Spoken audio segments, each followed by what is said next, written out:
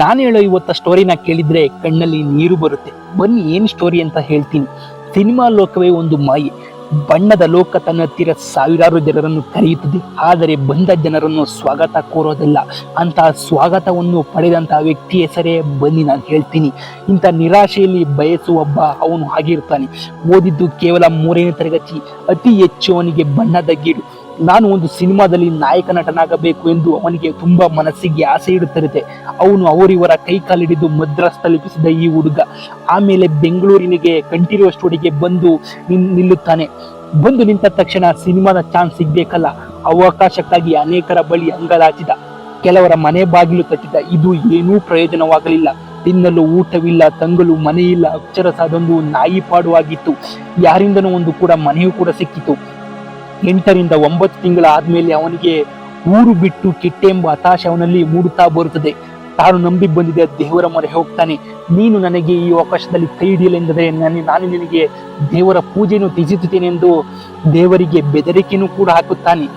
ಯಾವುದೋ ಒಂದು ತಂಡ, ನಾಟಕ ತಂಡ ಅವನ ಜೊತೆಗೆ ಇರೋದಕ್ಕೆ ಹೇಳುತ್ತದೆ. ಹುಡುಗ ಕೂಡ ಒಪ್ಪುತ್ತಾನೆ. ಆತನಿಗೆ ಆಗ 20 ರೂಪಾಯಿ ಅವನಿಗೆ ಆ ತಂಡ ನೀಡಿತು. ಎಷ್ಟೋ ದಿನ ಬಳಿಕ ಅಷ್ಟು ಹಣವನ್ನು ಕಂಡ ಹುಡುಗ ತುಂಬಾ ಬೆರಗಾಗುತ್ತಾನೆ. ಅವನಿಗೆ ಅದು 10 ದಿನದ ಊಟ ಖರ್ಚಿಗೆ ಆಗಿತ್ತು. ಹೋಟೆಲ್ಗೆ ಹೋಗಿ ಹೊಟ್ಟೆ ತುಂಬಾ ಊಟ ಮಾಡಿದ.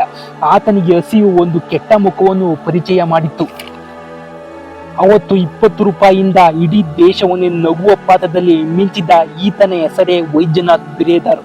ಹಲವಾರು ಪೋಷಕ ಪಾತ್ರದಲ್ಲಿ ಮಿಂಚಿದ ಇವರು ಭಿಕ್ಷುಕ ಪಾತ್ರದಲ್ಲಿ ಜಯನಿಸಿಕೊಂಡವರು.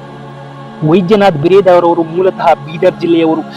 ನಾಗಮ್ಮ ಮತ್ತು ಬಸಪ್ಪ ದಂಪತಿಗಳಲ್ಲಿಯೇ ಹಿರಿಯರಾಗಿ 1952 ಜೂನ್ 22 ಬೀದರ್ ಜಿಲ್ಲೆಯ ತೆವಾಂಗ್ಪುರದಲ್ಲಿ ಜನಿಸುತ್ತಾರೆ. ಬಡ ಕುಟುಂಬದಲ್ಲಿ ಜನಿಸಿದ ಇವರು ಇಬ್ಬರು ಕಿರಿ ಸೋದರರು ಇರುತ್ತಾರೆ. ಒಬ್ಬ ಕಿರಿ ಸೋದರಿ ಕೂಡ ಇರುತ್ತಾರೆ. ಕಿರಿ ಸೋದರನ ಹೆಸರು ಕಲ್ಲಪ್ಪ ಬಿರೇದಾರ್. ಇನ್ನೊಬ್ಬ ಕೊನೆ ತಮ್ಮ ಹಾಗೂ ಚನ್ನಮ್ಮ ಹೆಚ್ಚು ಕಾಲ ಉಳಿಯಲಿಲ್ಲ. ಸಣ್ಣ ವಯಸ್ಸಿನಲ್ಲೇ ತೀರಿ ಹೋಗುತ್ತಾರೆ. ಹಿರಿಯರಾದ ವೈದ್ಯನಾಥ್ ಬಿರೇದಾರ್ ಅವರು ಹೆಚ್ಚು ಓದಿರಲಿಲ್ಲ. ಕೇವಲ 3ನೇ ತರಗತಿಯವರೆಗೂ ಮಾತ್ರ. 4ನೇ ತರಗತಿ ಓದುವಾಗ ಬಸಪ್ಪ ಜಮೀನಲ್ಲಿ ಕೆಲಸದಲ್ಲಿ ನೇಮಿಸುತ್ತಾರೆ. ಬಣ್ಣದ ಗೀಳು, ಅಭಿನಯ, ಅಭಿರುಚಿ ಚಿಕ್ಕ ವಯಸ್ಸಿನಲ್ಲೇ ಬಂದಿರುತ್ತದೆ. ಅವರ ತಂದೆ ಬಸಪ್ಪ ರೈತರಾಗಿದ್ದರು. ಅವರ ತಂದೆಯೊಂದಿಗೆ ಹೆಚ್ಚಿನ ಭಾಗ್ಯ ಬಿರೇದಾರರಿಗೆ ದೊರೆಯುವುದಿಲ್ಲ. ತಾಯಿಯವರು ಮೂಲತಃ ಬೀದರ್ ಅವರೇ ಆಗಿದ್ದರು. ಊರಿನ ವಿಶೇಷ ಸಂದರ್ಭದಲ್ಲಿ ಹರಿ ಹಬ್ಬಗಳಲ್ಲಿ ಸೌಬಾನ ಪದ, ಹೊಸಗೆ ಪದ, ಹಾಡುಗಳನ್ನು ಕೂಡ ಹಾಡುತ್ತಿರುತ್ತಾರೆ. ಇಂತಹ ಕಲೆ ನನ್ನ ತಾಯಿಂದಲೇ ಬಂದಿದೆಂದು ಬಿರೇದಾರ್ ಅವರು ಹೇಳುತ್ತಾರೆ. ಶಾಲೆ ತೊರೆದ ನಂತರ ಬಿರೇದಾರ್ ಅವರು ತನ್ನದೇ ಆದ ಸಣ್ಣ ಪುಟ್ಟ ಕೆಲಸವನ್ನು ಮಾಡುತ್ತಾ ತನ್ನದೇ ಆದ ಜಮೀನಲ್ಲಿ ಕೆಲಸ ಮಾಡುತ್ತಿರುತ್ತಾರೆ. ಊರಿನಲ್ಲಿ ನಡೆಯುವ ಜಾತ್ರೆಗಳಲ್ಲಿ ಕೋಲಾಟ, ಡ್ರಾಮಾಗಳನ್ನು ಕೂಡ ಬಿರೇದಾರ್ ಅವರು ನಡೆಸಿಕೊಡುತ್ತಿರುತ್ತಾರೆ. ಆ ಊರಿನ ಹಿರಿಯರಾದ ರಘುನಾಥ್ ಅವರು ಈ ಕಲೆಯ ಬಗ್ಗೆ ತಿಳಿದು ನಾಟಕ ಮಂಡಳಿಗೆ ಸೇರು ಮುಂದೆ ಸಿನಿಮಾಗಳಲ್ಲಿ ಅಭಿನಯಿಸುವ ಸಲಹೆಯನ್ನು ಕೊಡುತ್ತಾರೆ. ಆದರೆ ಬಿರೇದಾರ್ ಅವರು ಇದು ತುಂಬಾ ಕಷ್ಟ ಎಂದು ಅವರನ್ನು ಕೈ ಬಿಡುತ್ತಾರೆ. ಬಿರೇದಾರ್ ಅವರಿಗೆ ಕನ್ನಡ ಪುಸ್ತಕಗಳನ್ನು ಕೊಂಡು ಓದುವ ತುಂಬಾ ಆಸೆ ಇರುತ್ತೆ. ಸಿಟಿಗೆ ಹೋದರೆ ಕನ್ನಡ ಪುಸ್ತಕಗಳು ಮತ್ತು ಸಿನಿಮಾ ಪುಸ್ತಕಗಳನ್ನು ಕೊಂಡು ಓದುತ್ತಿರುತ್ತಾರೆ. ಒಂದು ಸಿನಿಮಾ ಪೇಪರ್ನಲ್ಲಿ ರಾಜ್ಕುಮಾರ್ ಅವರ ಬಗ್ಗೆ ಬರೆದಿರುತ್ತದೆ. ಅದನ್ನು ಆಸಕ್ತಿಯಿಂದ ಓದಲು ಶುರು ಮಾಡುತ್ತಾರೆ. ರಾಜ್ಕುಮಾರ್ ಅವರು ಕೇವಲ 4ನೇ ತರಗತಿಯವರೆಗೂ ಓದಿ ನಾಟಕ ಮಂಡಳಿಗೆ ಸೇರಿ ಸಿನಿಮಾದಲ್ಲಿ ಇವತ್ತು ದೊಡ್ಡ ನಟನಾಗಿ ಬೆಳೆದಿದ್ದು ಅದರಲ್ಲಿ ಬರೆದಿರುತ್ತದೆ. ಈ ಮೇರು ನಟ ರಾಜ್ಕುಮಾರ್ ಅವರ ಬಯೋಗ್ರಫಿಯಿಂದ ಪ್ರಭಾವಿತರಾಗುತ್ತಾರೆ ನಮ್ಮ ವೈದ್ಯನಾಥ್ ಬಿರೇದಾರ್ ಅವರು. ವೈದ್ಯನಾಥ್ ಬಿರೇದಾರ್ ಅವರು ತ್ಯಾನೇಕೆ ಅವರ ರೀತಿ ಬೆಳೆದು ಕೂಡ ನಾನು ಕೂಡ ಮೇಲೆ ಬರಬಾರದೆಂದು ಯೋಚಿಸುತ್ತಾರೆ. ಆಗ ಅವ್ರಿಗೆ ಹೇಳ್ತಾರೆ, ಅಚಲವಾದ ಗುರಿಗೆ ಛಲ ನಿಷ್ಠೆ ಇದ್ದರೆ ಯಾವುದೂ ಕೂಡ ದೊಡ್ಡದಲ್ಲ ಎಂದು ತಿಳಿಯುತ್ತಾರೆ. ಬಿರೇದಾರ್ ಅವರು ಜೀವನ ಶೋಚನೀಯವಾಗಿರುತ್ತದೆ. ಜೀವನಕ್ಕೆ ಆಧಾರವಾಗಿದ್ದ ಆ ಭೂಮಿಯು ಅವರ ಜೀವನದಲ್ಲಿ ಕೈಬಿಟ್ಟು ಹೋಗುತ್ತದೆ. ಸೋದರ ಮತ್ತು ಸಹೋದರಿಯ ಸಾರು ಅವರನ್ನು ಕುಗ್ಗಿಸುತ್ತಾ ಹೋಗುತ್ತದೆ. ಆ ಸಮಯದಲ್ಲಿ ಸಿಕ್ಕಾಗೆಲ್ಲ ಅವರು ನಾಟಕ ಪಾತ್ರದಲ್ಲಿ ಹಾಸ್ಯ ಪಾತ್ರವನ್ನು ಮಾಡಿ ಬರುತ್ತಿರುತ್ತಾರೆ. ಅವರ ಸಿನಿಮಾ ಲೋಕಕ್ಕೆ ಎಂಟ್ರಿ ಕೊಟ್ಟಿದ್ದು 1982 ಖ್ಯಾತ ನಿರ್ದೇಶಕರಾದ MS ಸತ್ಯರಾವ್ ಅಲ್ಲಿ ಮೂಡಿ ಬಂದ ರಾಷ್ಟ್ರ ಪ್ರಶಸ್ತಿ ಪಡೆದ ವಿಜೇತ ಬರ ಸಿನಿಮಾದ ಮೂಲಕ. ಈ ಚಿತ್ರತಂಡ ಚಿತ್ರೀಕರಣ ಮಾಡಲು ಹಲವು ಭಾಗಗಳಲ್ಲಿ ಚಿತ್ರಗಳನ್ನು ಸೆಟ್ ಹಾಕಿತ್ತು. ಅಂತದಲ್ಲಿ ಬೀದರ್ನಲ್ಲಿ ಕೂಡ ಅವತ್ತಿನ ದಿನ ಸೆಟ್ ಹಾಕಿತ್ತು. ಬರ ಚಿತ್ರದ ಹೀರೋ ಅನಂತ್ ನಾಗ್ ಅನಂತ್ನಾಗ್ ಅವರು ಮರಾಠಿ ಮತ್ತು ಕನ್ನಡ ಭಾಷೆಯಲ್ಲಿ ಮಾತನಾಡುತ್ತಿರುತ್ತಾರೆ. ಶೂಟಿಂಗ್ ನೋಡೋದಕ್ಕೆ ಆಗಾಗ ಬಿರೇದಾರ್ ಅವರು ಬರುತ್ತಿರುತ್ತಾರೆ.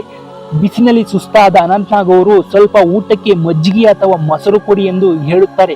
ತುಸು ಮಾತಿನಲ್ಲಿ ಕೇಳಿಕೊಂಡ ಬಿರೇದಾರ್ ಅವರು ಮನೆಯಲ್ಲಿ ತಯಾರಿಸಿದ ಮಜ್ಜಿಗೆ ಮತ್ತು ಶೂಟಿಂಗ್ ಸೆಟ್ಗೆ ಹೋಗಿ ಸ್ವತಃ ಅವರೇ ಕೊಡುತ್ತಿರುತ್ತಾರೆ. ಬೆಳಗಿನ ತಿಂಡಿಗೆ ರುಚಿಯಾದ ಮೊಸರನ್ನು ಕೂಡ ಒದಗಿಸಿರುತ್ತಾರೆ. ಬಿರೇದಾರ್ ಅವರು ಬಗ್ಗೆ ಅನಂತ್ನಾಗ್ ಅವರು ಕೇಳಿಕೊಂಡು ಬಿರೇದಾರ್ ಅವರು ಅನಂತ್ನಾಗ್ ಅವರು ನಿರ್ದೇಶಕರಿಗೆ ಪರಿಚಯಿಸುತ್ತಾರೆ. ಬಿರೇದಾರ್ ಅವರಿಗೆ ಮರಾಠಿ ಸ್ವಲ್ಪ ಸ್ವಲ್ಪ ಬರುತ್ತಿರುತ್ತದೆ. ಮರಾಠ ಮಾತನಾಡುವ ಕನ್ನಡದ ನಾಟಕ ಕಲಾವಿದ ಎಂದು ಗುರುತಿನಿಂದ ಬಿರೇದಾರ್ ಅವರಿಗೆ ಬರ ಚಿತ್ರದಲ್ಲಿ ಚಿಕ್ಕ ಪಾತ್ರವನ್ನು ನೀಡಲಾಗುತ್ತದೆ. ಇದೇ ಸಮಯದಲ್ಲಿ ಬೆಂಗಳೂರನ್ನು ಕಂಡ ರಾಜ್ಕುಮಾರ್ ಅವರು ಭೇಟಿ ಮಾಡು ಅದರ ಸಹಾಯದಿಂದ ಸಿನಿಮಾಗಳಲ್ಲಿ ಅಭಿನಯಿಸುವ ಬೇಕೆಂದು ಪಟ್ಟು ಹಿಡಿಯುತ್ತಾರೆ. ಬೀದರ್ನಿಂದ ಬೆಂಗಳೂರು ತಲುಪಲು ಆ ಕಾಲದಲ್ಲಿ ಸುಮಾರು 32 ರೂಪಾಯಿ ಬಸ್ ಚಾರ್ಜ್ ಇರುತ್ತದೆ. ಹಣ ಒಗ್ಗೂಡಿಸಲು ಬಿರೇದಾರ್ ಅವರಿಗೆ 1 ತಿಂಗಳ ಅವಧಿ ಬೇಕಾಗುತ್ತದೆ. ಚಿಲ್ಲರೆ ಎಲ್ಲವನ್ನು ಕೂಡಿಟ್ಟರೂ ಹಣ ಸಾಕಾಗಲಿಲ್ಲ. ಕೊನೆಗೆ ಯಾರಾದೋ ಒಂದು ಕುಟುಂಬದಲ್ಲಿ ಸಹಾಯವನ್ನು ಕೇಳುತ್ತಾರೆ. ನಾನು ಬೆಂಗಳೂರಿಗೆ ಹೋಗಬೇಕು, ದಯವಿಟ್ಟು ಹಣ ಕೊಡಿ ಎಂದು ಕೇಳುತ್ತಾರೆ. ನಂತರ ಬೆಂಗಳೂರಿಗೆ ಹೋಗ್ತಾರೆ. ರಾಜ್ಕುಮಾರ್ ಆಗ ನಿವಾಸ ಚೆನ್ನೈ ಮತ್ತು ಮದ್ರಾಸ್ನಲ್ಲಿರುತ್ತೆ. ಈ ಬಿರೇದಾರ್ ಅವರು ನೇರ ಮದ್ರಾಸ್ಗೆ ಹೊರಡುತ್ತಾರೆ. ರಾಜ್ಕುಮಾರ್ ಅವರು ತಾಯಿಗೆ ತಕ್ಕ ಮಗ ಶೂಟಿಂಗ್ ನಲ್ಲಿ ಇರುತ್ತಾರೆ. ಹೇಗೆ ಭಾಷೆ ತಿಳಿಯದೆ ಊರಿನಲ್ಲಿ ರಾಜ್ಕುಮಾರ್ ಅನ್ನು ಪತ್ತೆಚ್ಚಿದ ಬಿರೇದಾರ್ ಅವರು ಅವರ ಮನೆ ಮುಂದೆ ಹೋಗಿ ಕಾಯುತ್ತಿರುತ್ತಾರೆ. ಬಿರೇದಾರ್ ಅವರನ್ನು ಗಮನಿಸಿದ ರಾಜ್ಕುಮಾರ್ ಅವರು ಬಿರೇದಾರ್ ಅವರಿಗೆ ಕಥೆಯನ್ನು ಕೇಳಿ ಅವರೊಬ್ಬ ರಂಗಭೂಮಿ ಕಲಾವಿದ ಎಂದು ತಿಳಿಯುತ್ತಾರೆ. ರಾಜ್ಕುಮಾರ್ ಅವರು ಬೆಂಗಳೂರಿನಲ್ಲಿ ಬಂದು ಮೀಟ್ ಮಾಡಿ ಎಂದು ಬಸ್ ಚಾರ್ಜ್ ಮತ್ತು ಹಣವನ್ನು ಕೂಡ ಬಿರೇದಾರ್ ಅವರಿಗೆ ರಾಜ್ಕುಮಾರ್ ಅವರು ನೀಡುತ್ತಾರೆ. ಈ ಹಣದ ಸಹಾಯದಿಂದ ಬೆಂಗಳೂರಿಗೆ ಬಂದು ಅವರು ಕಂಠೀರವ ಸ್ಟುಡಿಯೋಗೆ ಬರಬೇಕಿತ್ತು. ಆದರೆ ಆ ಚೀಟಿಯನ್ನು ಕಳೆದುಕೊಂಡು ತರಬೇತಾಗಿ ತಿನ್ನಲು ಊಟವಿಲ್ಲ, ಮಲಗಲು ಸ್ಥಳವಿಲ್ಲ. ಇಂತಹ ದುಸ್ಥಿತಿಯಲ್ಲಿ ಬಿರೇದಾರ್ ಅವರು ಅಲ್ಲಿನ ಚಿಕ್ಕ ಚಿಕ್ಕ ಲಾಲ್ಬಾಗ್ ಗೇಟ್ಗಳಲ್ಲಿ ಒಂದು ಜಗಲಿ ಮೇಲೆ ಕೂಡ ಮಲಗುತ್ತಿದ್ದರಂತೆ. ಸೌತೆಕಾಯಿ ಮಾರುವ ತಳ್ಳು ಗಾಡಿಯನ್ನು ಒಂದು ಕೂಡ ಇತ್ತು. ಬಿರೇದಾರ್ ಅವರು ಚಿಲ್ಲರೆ ಕಾಸು ಮಾತ್ರ ಇತ್ತು. ಊಟಕ್ಕೆ 1 ರಿಂದ 2 ರೂಪಾಯಿ ಆಗ ಹಣ ಖರ್ಚಾಗುತ್ತಿತ್ತು. ಆದರೆ 50 ಪೈಸೆಗೆ ಒಂದು ಪೀಸ್ ಸೌತೆಕಾಯಿಯನ್ನು ತೆಗೆದುಕೊಂಡು ತಿನ್ನುತ್ತಿದ್ದರು. ಸೌತೆಕಾಯಿಗೆ ಜಾಸ್ತಿ ಖಾರವನ್ನು ಹಾಕಿ ತಿನ್ನುತ್ತಿದ್ದರೆ, ಯಾಕೆಂದರೆ ಸೌತೆಕಾಯಿ ಖಾರವನ್ನು ತಿನ್ನುವುದರಿಂದ ಹೆಚ್ಚಿಗೆ ನೀರು ಕುಡಿಯಬಹುದು. ಅಧಿಕ ಕಾಲ ನಾನು ಹಸುವಿನಿಂದ ಪರದಾಡುವಂತಿಲ್ಲ, ನೀರನ್ನು ಹೆಚ್ಚಿಗೆ ಕುಡಿಯಬಹುದು ಅಂತ ಬಿರೇದಾರ್ ಅವರು ಸೌತೆಕಾಯಿಗೆ ಹೆಚ್ಚಿನ ಖಾರವನ್ನು ಹಾಕಿಕೊಂಡು ತಿನ್ನುತ್ತಿರುತ್ತಾರೆ.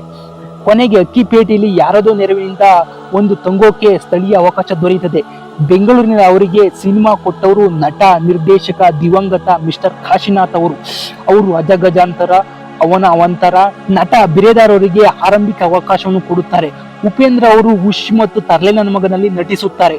1992ರಲ್ಲಿ ತೆರೆ ಕಂಡ ಉಪೇಂದ್ರ ಅವರಿಗೆ ನಿರ್ದೇಶನದ ತರ್ಲೆ ನನ್ನ ಮಗ ಚಿತ್ರದಲ್ಲಿ ಭಿಕ್ಷುಕನ ಪಾತ್ರವನ್ನು ಬಿರೇದಾರ್ ಅವರು ನೆರವೇರಿಸುತ್ತಾರೆ. ಮುಂದೆ ಇದೇ ಪಾತ್ರದಲ್ಲಿ ಬ್ರ್ಯಾಂಡ್ ಆಗಿ ಹೋಗುತ್ತಾರೆ. ಬಿರೇದಾರ್ ಅವರು ನನಗೆ ಭಿಕ್ಷುಕ ಪಾತ್ರಗಳೇ ಚಿನ್ನದ ಪಾತ್ರ ಎಂದು ಅವರು ಹೇಳಿಕೊಳ್ಳುತ್ತಾರೆ. ಸಹಜ ಹಾಗೂ ನೈಜ ಕಲಾವಿದರಾಗಿರುತ್ತಾರೆ. ಮುಂದೆ ಅವರು ಓ ಮಲ್ಲಿಗೆ, ಲವ್ ಟ್ರೈನಿಂಗ್, ಸೂರಪ್ಪ ಮುಂತಾದ 600ಕ್ಕೂ ಹೆಚ್ಚು ಸಿನಿಮಾಗಳ ಪಾತ್ರಗಳಲ್ಲಿ ಸಣ್ಣ ಪುಟ್ಟ ಪಾತ್ರಗಳನ್ನು ಮಾಡುತ್ತಾ ಇಂದು ಹಾಸ್ಯ ಕಲಾವಿದನಾಗಿ ಜನರಲ್ಲಿ ಮನ್ನಣೆಯನ್ನು ಪಡೆಯುತ್ತಾ ಬಿರೇದಾರ್ ಅವರು ಒಂದು ದೊಡ್ಡ ವ್ಯಕ್ತಿಯಾಗಿ ನಿಂತಿದ್ದಾರೆ. ವೈದ್ಯನಾಥ್ ಬಿರೇದಾರ್ ಅವರಿಗೆ 2010ರಲ್ಲಿ ತೆರೆಗಂಡಂತಹ ಕನಸೆಂಬ ಕುದುರೆನೇರಿ ಚಿತ್ರ ಕಲಾತ್ಮಕ ನಿರ್ದೇಶಕರಾದ ಗಿರೀಶ್ ಕಾಸರವಳ್ಳಿ ನಿರ್ದೇಶನದಲ್ಲಿ ಮೂಡಿ ಬಂದ ಚಿತ್ರ ನಟನೆಗೆ 2011ರಲ್ಲಿ ಅಂತಾರಾಷ್ಟ್ರೀಯ ಶ್ರೇಷ್ಠ ಪ್ರಶಸ್ತಿಯನ್ನು ಪಡೆಯುತ್ತಾರೆ. ಅವರಿಗೆ ಸ್ಪೇನ್ ಮ್ಯಾಡ್ರಿಡ್ ನಲ್ಲಿ ನಡೆದ ಇಂಡಿಯನ್ ಇಮೇಜಿಂಗ್ ಸಿನಿಮಾ ಫೆಸ್ಟಿವಲ್ ನಲ್ಲಿ ಪ್ರದರ್ಶನ ಕಂಡ ಈ ಚಿತ್ರ ಅವರಿಗೆ ಮಹೋನ್ನತ ಅಂತಾರಾಷ್ಟ್ರೀಯ ಪ್ರಶಸ್ತಿಯನ್ನು ಕೂಡ ಕೊಡುತ್ತಾರೆ. ಸ್ವಲ್ಪದಲ್ಲೇ ರಾಷ್ಟ್ರೀಯ ಪ್ರಶಸ್ತಿ ಕೂಡ ಬಿರೇದಾರ್ ಅವರಿಗೆ ಮಿಸ್ ಆಗುತ್ತಾ ಹೋಗುತ್ತದೆ. ಇಂತಹ ಸುಮಾರು 600-700ಕ್ಕೂ ಸಿನಿಮಾಗಳನ್ನು ಮಾಡಿದಂತಹ ಬಿರೇದಾರ್ ಅವರು ಸಣ್ಣ ಸಣ್ಣ ಪಾತ್ರಗಳಲ್ಲೇ ಮಿಂಚಿದ ಬಿರೇದಾರ್ ಅವರು ಇಂದು ದೊಡ್ಡ ವ್ಯಕ್ತಿಯಾಗಿ ನಿಂತಿದ್ದಾರೆ. ಎಷ್ಟೋ ಕಷ್ಟಗಳನ್ನು ಎದುರಿಸಿ ಬಿರೇದಾರ್ ಅವರು ಈ ಚಿತ್ರತಂಡಕ್ಕೆ ಬಂದು ಅವ್ರು ಹೇಳ್ತಾರೆ, ಯಾವುದೇ ಒಂದು ಛಲ ಮನಸ್ಸಿಗಿತ್ತು ಅಂದ್ರೆ ಎಂತಹ ಕೆಲಸದಲ್ಲೂ ನಾವು ಮುಂದೆ ಹೋಗ್ಬೋದು ಅಂತ ಬಿರೇದಾರ್ ಅವರು ಹೇಳುತ್ತಾರೆ. ಇಷ್ಟು ಬಿರೇದಾರ್ ಅವರು ಕಷ್ಟ ಬಂದು ನಡೆದು ಬಂದಂತಹ ದಾರಿ. ವಿಡಿಯೋ ಇಷ್ಟ ಆಗಿದೆ ಲೈಕ್ ಮಾಡಿ, ಶೇರ್ ಮಾಡಿ, ಕಮೆಂಟ್ ಮಾಡಿ. ಎಲ್ರಿಗೂ ಧನ್ಯವಾದ.